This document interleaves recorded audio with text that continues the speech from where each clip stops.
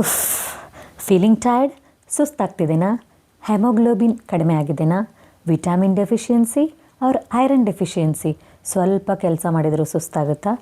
ಎಲ್ಲದಕ್ಕೂ ಒಂದೇ ಜ್ಯೂಸ್, ಪಾಲಕ್ ಜ್ಯೂಸ್. ಹಾಯ್ ಫ್ರೆಂಡ್ಸ್, ಇವತ್ತು ನಾವು ಪಾಲಕ್ ಜ್ಯೂಸ್ ಮಾಡೋದು ಹೇಗೆ ಅಂತ ನೋಡೋಣ.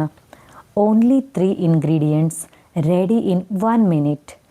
1 ಕಟ್ ಪಾಲಕ್ ತೊಗೊಂಡು ನೀಟಾಗಿ ತೊಳೆದು ಅದನ್ನು ಸಣ್ಣ ಕಟ್ ಮಾಡಿ ಮಿಕ್ಸಿ ಜಾರಲ್ಲಿ ಹಾಕ್ಕೋಬೇಕು.